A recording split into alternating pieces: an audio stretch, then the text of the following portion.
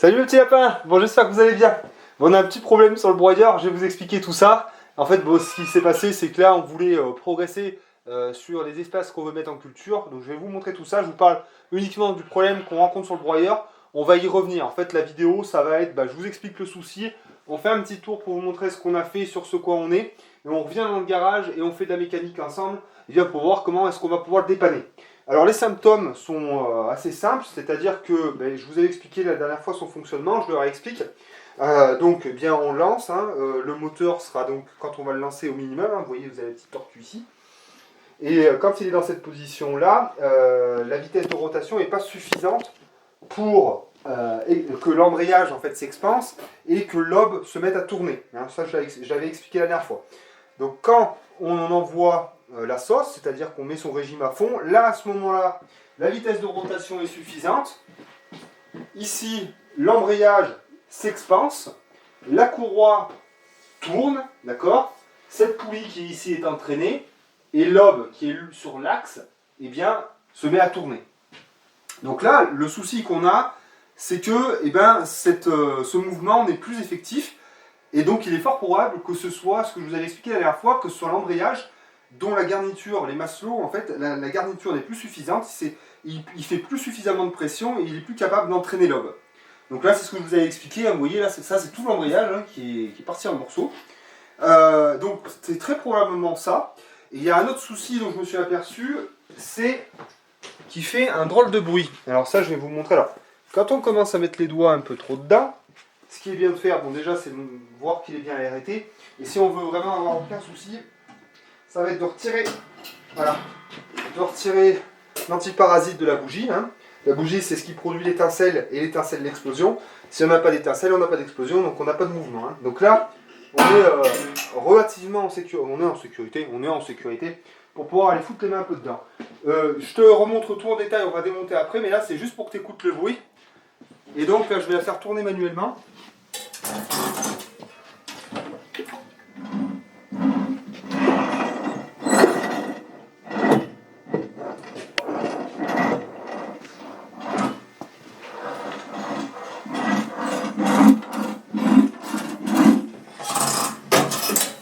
Bien. Ouais. Bon, enfin bon, là on a vraiment un bruit de roulement mort. Donc ça, c'est pour ceux qui font un peu de mécanique. Quand on a sur une voiture, c'est le même principe, on a des roulements. Et quand on vient entendre, ça fait quand on roule, c'est qu'il y a un roulement qui est naze. Donc pour savoir lequel c'est, on soulève une par une les roues de la voiture, on fait tourner à vide. Et si on n'a pas de bruit, il n'y a pas de souci. Et si ça racle, ça fait c'est que là, le roulement est ramassé, quoi. Donc là, à mon avis, très franchement, je pense que c'est un souci de roulement. Alors les roulements, on va regarder ensemble, mais ils doivent être ici, vous voyez. Donc on en a un de part et d'autre de l'axe. Donc un qui sera ici, vous voyez, avec son graisseur qui est juste là. Et l'autre qui sera au même endroit, mais derrière le cache-courroie. Donc ça, c'est à graisser régulièrement, c'est ce qu'on avait fait. Mais même graisser, il y a toujours un souci d'usure. Donc très probablement qu'on va devoir changer l'embrayage et qu'on va devoir changer les deux roulements. Bon, mais je te reprends après, on va faire tout ça ensemble parce que tu vois, c'est intéressant que je casse tout avant toi parce que tu vois, disons que c'est bien parce que je te le recommande, je le défonce et comme ça toi tu passes derrière, tu sais ce que tu auras à faire comme ça, tu vois. Donc c'est plutôt cool. Bon, mais bon, et on va voir aussi ce qui va être intéressant aussi, ça va être de regarder en fait comment est-ce qu'on trouve les pièces. En gros, je pense que je vais te faire un peu un dépannage pas à pas, on va voir ça, t'inquiète, allez bien. Bon, déjà, on va aller voir ce qu'on a fait et on reparle. Ah, on y va. Alors, donc tu vois, ça c'est ce qu'on s'était pris là pour pouvoir l'emmener. Alors, ce qui serait bien, tu vois, c'est de se souder un truc, tu vois, une barre que je puisse mettre là pour éviter justement qu'il tourne, mais comme ça, là, ça va très bien. C'est putain, ça nous arrange bien la vie parce que ça pèse un âne mort, ça. Ah oui, et la petite ortie en a acheté un avec démarrage électrique, le même avec démarrage électrique. Donc ça va être sympa là qu'elle se mette avec ce genre de matériel. Là, je suis content là. Elle hésitait. Je lui dis mais vas-y, t'as de la thune, toi en plus, fais-toi plaisir. Non, je plaisante. Mais en tout cas, voilà, elle a acheté ça. Je suis bien content parce que ça va lui permettre de bourrer un peu, quoi. C'est tant mieux. faut pas hésiter hein, à investir dans du matos, surtout ce genre de matos, quoi. Hein. Quand on a du boulot, ouais, il me faut une fatigue celui-là. Bon alors, voilà, où est-ce qu'on était en train de bosser. Donc, ça fait 7 mois hein, qu'on a le broyeur. Donc on peut se dire, ouais, attends, franchement, 7 mois, il est déjà dans cet état et tout, ça craint, c'est pas un bon produit. Moi, je dirais pas ça, moi. Je dirais qu'on l'a quand même bien assommé, le machin. Parce que bon, ouais, putain, on en a fait, hein, Agnès. Hein. Je sais pas ce qu'on... Putain, du mètre cube, on en a fait, hein. Donc, je pense que c'est normal, moi. Hein. Ça m'étonne pas trop, tu vois. Ça m'étonne pas trop. Bon, voilà, donc on avait attaqué cette zone, hein, comme tu te souviens. Donc là, ce matin, tu vois, on en a bien éclairci quand même. Puis toi, j'avais presque fini, hein. Il me restait juste ce tas et ce tas. Et c'était bon. Et voilà, ça m'a lâché en cours de route. Donc tu vois, ça, c'est pour te donner une idée hein, de ce que tu tombes en volume, ce que tu arrives à produire en volume de broyat en une bonne demi-journée, là. Même pas, en 2-3 heures. En 2 heures de temps. En 2 heures de temps. En 2 heures de temps, t'as facile 1 mètre cube et demi, quoi. Hein, donc voilà. Donc ça, c'est ce qu'on a produit en 2 heures. Et bon, bah voilà. Hein, et là, tu vois, vu qu'on commence à tomber, on aperçoit un peu les ruches là-bas, donc c'est plutôt cool. Enfin bref, voilà. Donc là, c'est là où seront ces 4 carrés de 100 mètres chacun. 100 mètres carrés chacun, 6 par 17. 6, largeur de la bâche d'ensilage, hein, pour rappel. Donc en gros... Là, on a bien progressé, hein, puisque on avait regardé là avec Agnès, on avait mesuré, puisque bien on a 6 mètres de largeur, une autre de 6 mètres, avec entre les deux une allée de 1 mètre. Donc 6 et 6, 12, plus 1 mètre, 13. On arrive en fait... Oh putain, ça faisait intelligent tout ça. Hein. On arrive ici là. Donc à partir de là, hop, on doit tout défoncer. Et donc sur 2 x 17, 32, ouais, 15 et 15, 30, non, 15, 34, sur 34 mètres. Donc j'avais calculé que c'était à peu près jusqu'au pin que tu vois qui est là-bas. Là. Le pin, il est tout seul maintenant, on le voit bien. Celui-là. Là. Alors là, tu vois le pin, je le tombe pas hein, parce que c'est un plumeau, là, ça fait pas assez d'ombre pour m'emmerder. Donc je laisse. Par contre, ce qui va être un peu feuillu, les noisetiers, tous ces trucs là qui sont vraiment occultants, ça je vais y tailler de manière à avoir des gros puits de lumière hein, sur le potager. Hein, parce que on rappelle que le potager c'est quand même de l'eau et de l'exposition au soleil. Les plantes c'est de l'eau et le soleil. Voilà, bon mais on va réparer ce broyeur là, on va trouver bien s'occuper entre eux. Parce que là il va falloir attendre le temps de recevoir les pièces. Donc voilà, mais alors oui, tiens. Oui, bon tant que je vous ai là. Bon, je le redirai après, mais voilà, les pièces. Moi je vous explique comment je fonctionne. Si, admettons, là, si mes roulements, ils coûtent, on va dire, 10 € l'un, donc 20 € de roulement pour changer les deux, je vais pas en acheter 2, je vais en acheter 4. Parce que, en fait, alors, ça, en usine, ils connaissent très bien. C'est-à-dire que là, je vais subir toutes les pannes d'usure normales du produit. D'accord ? Donc, je sais que l'embrayage et les roulements, c'est un problème qui va être récurrent et que c'est des pannes qui vont être récurrentes. Donc c'est bien pour moi d'avoir du stock en fait sur ces pièces. Donc si, alors parce que j'ai pas un budget illimité, si ces pièces ne coûtent pas trop cher, je ferai en sorte d'en avoir d'avance pour éviter, eh bien là tu vois je vais être coincé pendant 2-3 jours le temps de recevoir ces pièces. Ça me fait un peu chier. Donc si elle coûte pas cher, eh ben je m'en ferai un stock d'avance. Voilà. Par contre, imaginons, Agnès, s'il te plaît, Michette. Bah oui, mais bon. Mais elle est adorable, ma chatte, là, mais quand même. Celle-là, attends, juste.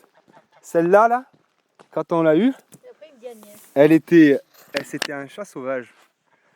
Et je l'ai forcée à faire des câlins. Et maintenant, c'est ma préférée. Et elle est adorable. Ça, tu pouvais pas. Tu essayais de faire ça, et elle fait, même tu l'approchais pas à 3 mètres, cette pauvre bichette. Et maintenant, le matin, elle vient, et elle cherche à faire son câlin du matin. Ah, ma petite marquise d'amour. C'est ma préférée maintenant. Allez, file. J'adore ce gros bébé là. C'est ma préférée, celle-là. Regarde, c'est ma petite ficelle de même. Ouh là là, dis donc. Et ça, tu pouvais pas faire, hein. Tu pouvais pas, hein. Hein, tu vois, les animaux, on les maltraite. Bon, alors. Oui, donc je t'expliquais ce truc de pièces. Oui, mais alors voilà. Là, par exemple, si j'ai une panne plus grosse, je vais pas m'amuser à, je sais pas, enfin, je vais pas avoir un moteur d'avance, quoi. À part si vraiment, tu vois, j'ai un plan, mais je vais pas avoir un moteur d'avance. Mais ça, c'est des pièces d'usure, donc ça peut être intéressant. Pareil, hein, pour ce qui va être bougie, filtre à air, comment? Courroie, jeu de lame, éventuellement. Voilà, donc c'est bien de se constituer un stock tranquillement. Et un stock, je m'emmène là-bas, un stock, c'est comme tout. Hein, ça, là, les gens, souvent, le survivalisme a été critiqué pour ça, c'est qu'une question de pognon, c'est qu'une question de faire des stocks. Et moi, ce que je vous dirais, c'est qu'on n'a jamais dit que des stocks se faisaient d'un coup. C'est pas t'achètes ton broyeur et t'achètes un deuxième broyeur presque pour avoir les pièces, non, c'est pas comme ça. C'est que tu constitues ton stock petit à petit en fonction des pannes que tu vas rencontrer. Et c'est pareil pour les stocks de bouffe. Tu stockes ce que tu manges et tu manges ce que tu stockes. Voilà, enfin voilà, il faut en fait enfin bon, ça tout le monde l'a déjà dit, ça. Je sais pas pourquoi je le répète encore, mais il y a plein de trucs que je trouve. Enfin, des fois, c'est peut-être bien de répéter parce que pour moi, ça tombe sous le sens, mais c'est pas dit pour tout le monde, quoi. Donc voilà. Bon bref. Alors ici. On a bien avancé, comme vous pouvez voir. On fera peut-être une vidéo dédiée là aussi. On a pu donc finir notre drain, reboucher. On a pu aussi faire passer, donc comme on l'avait vu, hein, le bergater qui était passé, la gaine qui sont passées et qui ressortent là-bas, on va voir tout de suite. Et le drain donc, il fait le tour, vous aviez vu, donc il ressort ici, petit PVC de 100. Donc le drain jaune, il termine dans le PVC sort dans le talus ici, et il sort dans le talus aussi là-bas. Donc ça, tu vois, c'est terminé, c'est propre. On peut enfin circuler sans problème autour, et ça fait du bien. Et là, donc, PVC de 100 aussi, qui débouche là. Voilà, donc ça pour le drain périphérique, comme on avait vu dans la dernière vidéo. Hein. Alors, on a pu... il est juste là, hein, voilà. On a pu progresser aussi, là il nous reste à finir ce mur là, il y a juste le petit mur là, tu vois, il manque un peu de pierre là-bas, mais il reste ça à terminer et on aura fini en fait le montage de la pierre sèche, et c'est vraiment bien. Donc là-bas aussi on peut voir la gaine, hein, de 25 et le tuyau aussi de 25, le Plymouth, hein, qui sortent avec un robinet, voilà. Bon, et maintenant pour finir les réseaux enterrés, on a donc un trop-plein de cette cuve, hein, je vous avais expliqué, qui sortait juste ici. Hein, on a un trop-plein. Ce trop-plein, il va jusqu'ici. D'accord ? Ici, on a un T sur lequel est raccordé la fin de la phytoépuration, le trop-plein de l'IBC, et ensuite, on repart à notre bac qu'on a enterré et fini d'enterrer d'ailleurs. Donc voilà. Donc là, on a notre bac de 1000 litres, le PVC qui va déverser l'eau des deux éléments, comme je vous l'ai dit. Et là-bas, il nous reste encore à faire l'évacuation. Bon, on a encore un peu de travail, il faut qu'on nettoie, il faut qu'on fasse l'évacuation, tout ça. Ici, on a tous les aménagements paysagers à faire. Installer des massifs, de la bâche évidemment, hein. Puis des cailloux, ça vous savez, c'est la maison.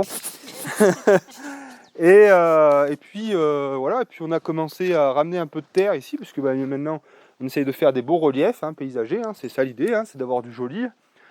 Et cette terre, donc, et puis on va terminer, fou là, 14 minutes 17, je sais pas, oh mais elle sera longue et puis c'est tout. Hein. Si tu veux passer la mécanique, tu regarderas pas la fin, hein, c'est tout, hein, tu te démerdes. Oh la pédagogie ici, hein, c'est pas chez nous. Hein. J'avais dit que j'allais être plus consensuel. Bon, alors il va falloir mettre une petite musique de tuto. Il te faut la clé à douille, une douille de 17. Niveau de difficulté, un marteau. Ah putain. Bande d'assistés, vous avez besoin de tuto pour tout, même pour s'essuyer la bite quand on a fini de pisser, peut-être bien. Ah c'est propre ça, oui, ben oui, tiens. Toujours plus consensuel. Ah putain. C'est la fin de la journée. Hein. Bon, et donc là, comme tu vois, on a bien percé. Hein, puisque ce qu'on faisait là, c'est que là, quand on avait besoin de terre végétale, on venait gratter là. Et là, tu vois bien, on a bien réussi à passer. On s'est fait aussi un tracé ici, là, hein, pour pouvoir monter avec le tracteur et avec la brouette thermique. Alors c'est un peu raide, mais ça passe. Un petit coup de différentiel et puis ça roule. Et ouais, c'est un 4 roues, hein, le petit Izeki, donc ça va vraiment bien. Donc voilà, donc là, on vous montre ça. Tac, tac, tac. On va se mettre là-haut. Le soleil se couche vite maintenant. Hein. Là, par contre, oui, il faut se lever de bonne heure. Hein. Comme ça, tu as vraiment le soleil de bon matin. Et il est beau. Hein. De toute façon, là, cette saison, si tu te lèves pas, tu finis vampire. Hein. C'est vrai. Il faut se lever hein, à cette saison, sinon tu vois jamais le soleil. Bon voilà, donc comme je t'avais expliqué, à droite, on a pu percer, aller jusqu'au bout. Donc là maintenant, on continue hein, d'enlever de la terre, Le but, c'est de déterrer la ruine. Là, on a un deuxième passage qui va serpenter comme ça, autour de l'IBC. Et donc là, on imagine un peu les reliefs, tout ça. Plus tard, ce talus, il sera monté en pierre sèche et on aura des poiriers pour faire un peu comme chez Roland, des poiriers avec l'accumulation de chaleur derrière. Ici, la cuve souple, enfin bon, ça vous connaissez, on l'a déjà dit. Voilà, bon, maintenant, on va retourner au garage et on va faire un peu de mécanique parce que ça fait partie du quotidien. C'est bien d'avoir du terrain, ça implique des outils et les outils, ça implique la maintenance. Allez, on se retrouve au garage. Voilà, donc on se retrouve dans le garage. C'est un peu le bordel dans la boîte à outils parce que c'est tout pété, mais bon, c'est pas grave. Alors, tac, on va commencer par démonter. Ça sera du temps réel, hein, donc ça va être très lent. Donc si t'aimes pas la mécanique, tu peux arrêter la vidéo dès maintenant. Hein, parce que ça va être plus ça maintenant. Alors, du 16. J'ai mis 8 et 10, 13 et le 10 là-dedans. Parce que là, tu vois, quand c'est... J'en ai marre de chercher. Ouais, là, tu Comme vois, c'est celle qu'on utilise le plus. Ouais. Donc déjà, là, on va ouvrir... On va... Hein? Non, je cherchais le micro. On va ouvrir ça.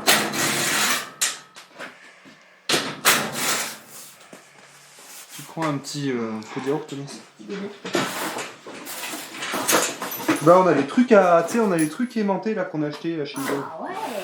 Ça vous allez voir, alors j'achète pas beaucoup de merde chez Lidl, mais des fois il y a des trucs pas mal.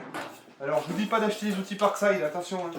Me faites pas dire ce que j'ai pas dit. Hein. Ce sont quand même des petites... Mais ça, alors, c'est pour mettre les merdouilles quoi, vous voyez. Ça tient comme ça, et ça tient dessus. Et en plus tu peux même les renverser. Ouais, voilà, maintenant, hop. Donc on a ouvert ça, et là donc, normalement je peux vous faire écouter un peu mieux le bruit là.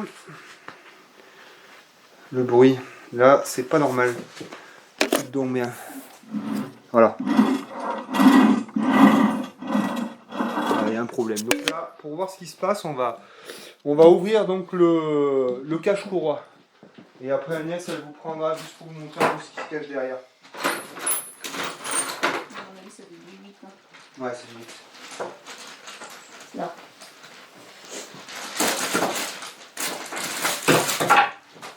Tiens. Hop, je la rallonge.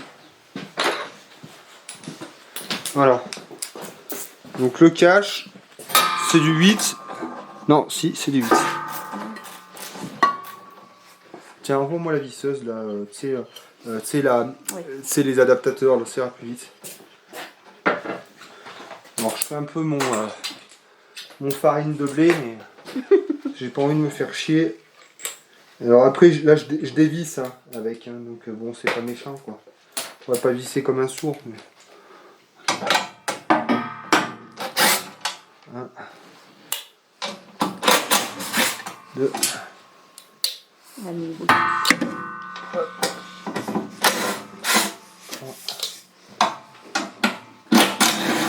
Voilà. Là, il n'y a rien. Tu me passeras le même pas. Quoi? Oula! Ah bah là, là, y a voir. Oh Seigneur. Je vais faire une miniature à la vivre en forêt. Ah ouais. Ah, j'ai tout cassé, je comprends rien, j'ai le cul d'une poule. Agnès, putain, on avait dit pas sur cette chaîne. Merde. Bon, c'est pas grave. Alors attends. Ouais, alors attends, comme ça, écoute. Voilà. Bon, les gars. Et ben ça, c'est ce qui reste de l'embrayage, tu vois. Donc, ce qu'on peut comprendre, c'est que là, C'est la merde. il y avait la garniture, ici, là, tu vois. Il y avait la garniture de l'embrayage. Il n'y a plus de garniture, ça a chauffé. La pièce, tu vois, la bleuie, elle a cassé. Tout ça, c'est les morceaux d'embrayage. Ici. Et ouais, ça s'est cassé aussi. C'est tout pété, là. Ouais. Aïe, aïe, aïe, aïe, aïe. Oh, on y a fait du... Oh putain, on y a fait du dégât, là. Bordel. Ah, mais c'est bien connu ici, il faut jamais les choses à moitié. Putain de bordel, on y a pété, on y a saigné à blanc là. Il me faut du 10 s'il te plaît. Ou du 13. Attends, j'arrive, je peux mettre partout. Ouais, vas-y. Bah attends, mets-toi là. Alors attends, faut que je laisse les pieds. Ça va être ça pour le Mais là, bah, je vous l'avais dit hein, qu'on allait changer l'embrayage, mais je pensais pas qu'il allait nous péter dans les mains. Je pensais qu'il allait fuser et ça allait être fini, mais... Eh ben, il garde. Bon. Ah. Bah là, on y a saigné à blanc. Oh, aïe, aïe. Je pensais que ça... Enfin, je savais que ça allait être un peu mort, mais... Ah putain. Alors, en même temps, là, tu vois, bon, je suis un peu fier de moi, quand même. J'aime bien quand je casse des trucs. Après, il faut les réparer. J'aime bien, moi, ça me détend. Allez. Donc là, allez, hop. On va enlever ça. Donc là, on va enlever la courroie. Voilà, tout qui vient. Alors, mais alors ça va être quoi ça? Ah ouais, mais alors là, ça m'amuse beaucoup moins. La pièce, elle est. Ça m'amuse beaucoup moins parce que alors. Ça m'amuse beaucoup moins, là, pour le coup. Parce que... C'est hyper tordu, ça, non? Non, il n'y a rien de tordu. Non. Par contre, le gros problème... Alors là, c'est la merde, quand même. Parce que ce qui se passe... Tiens, prends la caméra. Bon, alors ça, c'est con. Ah, ça, c'est con. Bon, mais alors, là, ça va coûter plus cher que prévu, parce que... Ouais, voilà, donc, normalement, vous voyez... Ça doit être comme ça. Alors, je vous explique. Non, ça, c'est la pièce. Ça fait partie de ça? Oui. Ouais, ça Ça me rappelle le piston de Suzuki. Ouais, alors voilà, donc ce qui s'est passé, concrètement, voilà. Donc c'est pas amusant. Pourquoi? Donc ce qui s'est passé, c'est que les matelots de l'embrayage, vous voyez, ils n'ont plus de garniture. Donc ça a fait ferraille contre ferraille, ça a chauffé, et ça a cassé cette pièce-là. Donc, là, pour le coup, j'ai été con. Je vous explique pourquoi, parce que ça va coûter beaucoup plus cher qu'un simple embrayage, quoi. Donc ce qu'il va falloir se dire, c'est après tant d'utilisation, on change systématiquement l'embrayage, et bien pour éviter de casser de nouveau, quoi. On va aller voir combien ça coûte, mais là j'ai un peu peur. Donc voilà, donc je vous explique le principe. Hein, donc le masselot, eh bien, il va s'expanser, il vient s'appliquer comme ça, et ça se met à tourner. Voilà. Et quand il y a une branche, eh bien, quand il y a une branche de coincée, il y a une friction qui se fait et on abîme la garniture, ça fume là et on abîme la garniture. Bon, voilà, bon, j'arrête de te dire là. Et là, du coup, eh bien, on n'a plus le bruit. Donc les roulements ne sont pas morts. Voilà, ben on en profitera pour graisser, mais là, donc, c'était pas ça le problème. Le problème, c'était ça venait d'ici. Donc, ah oui, il y a encore un morceau. Donc, qu'est-ce qu'on doit changer? Eh bien, on doit changer cette pièce-là, hein, le support de poulie, d'accord? Et on doit changer, eh bien, il devait y avoir une pièce comme ça, tu vois, comme ça. Voilà, tac. Avec un ressort. Et la troisième, je sais pas où elle est. Il y en avait une troisième d'ailleurs. Non, c'est peut-être que tu l'as fait tomber, là. Je sais pas. Non. Donc voilà, bon bah s'il il devait quand même y avoir une troisième, hein, c'est pas possible autrement. S'il y a 3 engins, bon de toute façon on verra bien la pièce quand elle va nous... Ah, si là. Voilà, vous voyez, hein.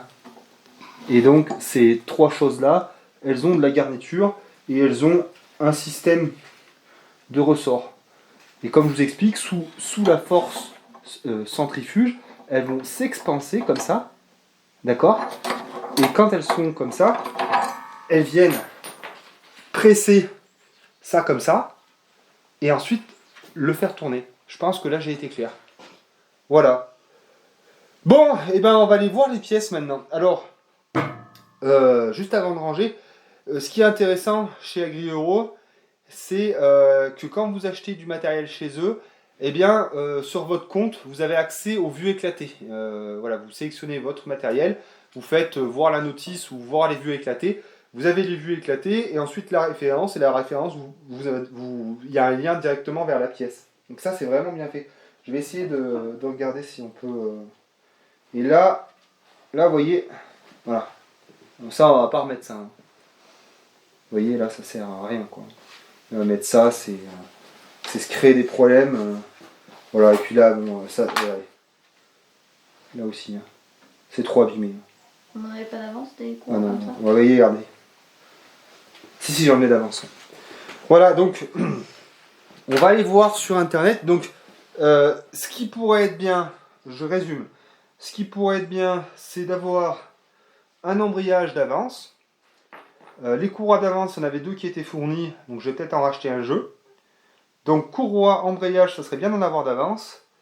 Et d'instaurer un changement préventif de l'embrayage de manière à ne pas casser cette pièce qui doit coûter une fortune. Voilà, maintenant je vous reprends sur l'ordinateur et puis on va regarder comment est-ce qu'on achète, enfin comment on trouve les pièces et comment est-ce qu'on les commande. Allez, à tout de suite. Voilà, donc on va faire une recherche de la pièce, enfin des 2 pièces qu'il nous faut, donc l'embrayage et la poulie. Donc pour ce faire, on va sur le site AgriEuro, on se log avec ses identifiants. Et ensuite, donc, on va avoir un accès à toutes les commandes qu'on a fait. Donc pour ça, on va dans mes commandes. Et ici, donc, on trouve le matériel que j'ai pu acheter. Donc, vous voyez la boîte thermique, le Blackstone là, que j'ai renvoyé, hein, qui était une merde sans nom. Et donc le broyeur, là, celui que j'ai, là, le Geotech 135 BS. Donc on va dans détail. Et ensuite, on va regarder juste en bas, vous allez voir, commander pièces de rechange. Donc on va là-dedans. Et là, donc, s'ouvre une fenêtre avec la vue éclatée du produit. Vous voyez, donc vous avez le PDF, donc avec la vue éclatée du produit. Et à droite, normalement, s'afficherait, et je ne sais pas pourquoi ce n'est pas le cas, euh, s'afficherait les pièces de rechange. Et là, c'est pas le... Alors, on va recharger la page. Parce que là, on voit d'ailleurs que j'en ai déjà mis en... Alors, voilà. Donc voilà, donc là du coup on a la vue éclatée et ici donc toutes les pièces avec leurs numéros, hein, qui correspondent et le prix en face. Donc nous ce qui nous intéresse c'est l'embrayage. Alors par contre c'est tout en anglais, hein.